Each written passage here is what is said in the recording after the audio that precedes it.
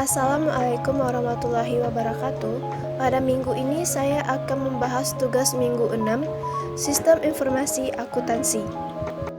Sebelumnya saya akan memperkenalkan diri saya terlebih dahulu. Nama saya Diah Permatasari, NIM 200430082, jurusan Akuntansi.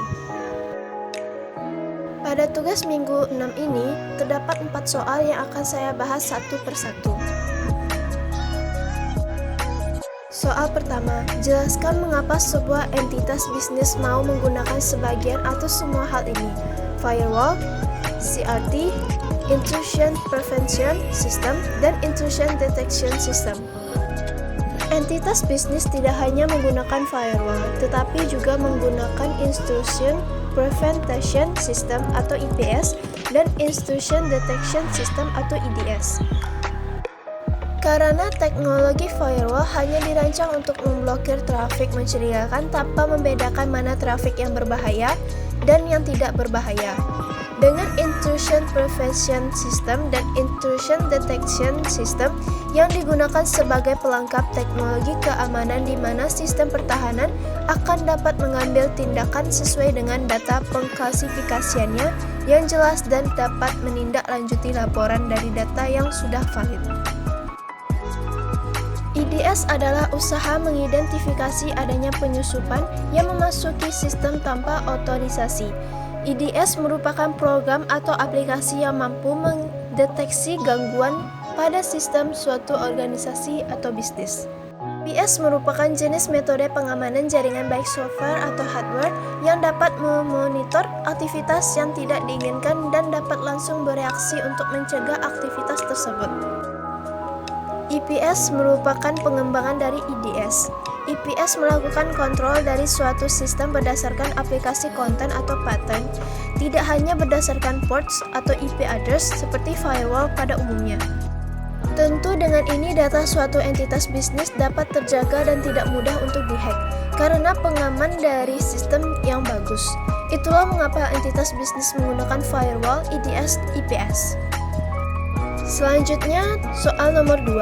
Di antara 3 jenis pengendalian, yaitu preventif, detektif, dan korektif, manakah yang akan paling saudara prioritaskan untuk diterapkan pada sebuah entitas bisnis?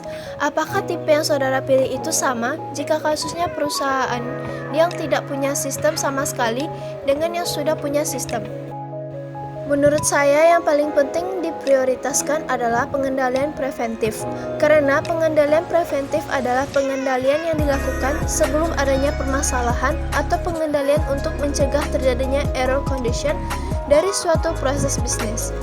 Jika perusahaan sudah mempunyai sistem sebelumnya, maka menurut saya akan lebih baik menggunakan sistem yang telah dijalankan, karena perusahaan sudah terbiasa ataupun sudah merasakan bagaimana sistem tersebut dijalankan dan dampaknya terhadap perusahaan. Selanjutnya soal nomor 3. Pemisahan tugas dan fungsi terkadang tidak mungkin secara ekonomis untuk sebuah bisnis kecil. Menurut Anda, apa solusi untuk mengatasi hal ini? Jadi, menurut saya, pada bisnis kecil yang umumnya memiliki sedikit barang yang dijual serta pegawai yang sedikit dikarenakan membutuhkan tambahan tenaga kerja karena pembagian tugas akan efektif bila diiringi dengan ketersediaan tenaga kerja. Pada bisnis kecil, hal ini kurang tepat secara ekonomis karena pengeluaran untuk pegawai akan lebih besar daripada pendapatan yang diterima. Selanjutnya soal nomor 4. Apa tanggapan Anda terhadap perusahaan yang menetapkan kebijakan monitor aktivitas karyawan bekerja menggunakan komputer di kantor dengan alasan keamanan dan pengendalian? Menurut saya tidak apa-apa, karena organisasi atau perusahaan harus menjaga sumber daya mereka, baik yang virtual maupun fisik, agar ancaman baik dari luar maupun dari dalam dapat dihindarkan. Dan juga, informasi-informasi yang ada di perusahaan dapat dipantau langsung oleh pemilik ataupun petinggi perusahaan supaya data-data perusahaan tidak disalahgunakan oleh karyawan-karyawannya. Dengan kebijakan ini juga dapat meminimalisir ancaman internal karena ancaman internal diperkirakan akan menghasilkan kerusakan yang secara potensi lebih serius jika dibandingkan dengan ancaman eksternal, dikarenakan pengetahuan ancaman internal yang lebih mendalam akan sistem perusahaan tersebut. Sekian presentasi saya pada hari ini. Jika ada kesalahan saya mohon minta maaf. Terima kasih. Assalamualaikum warahmatullahi wabarakatuh.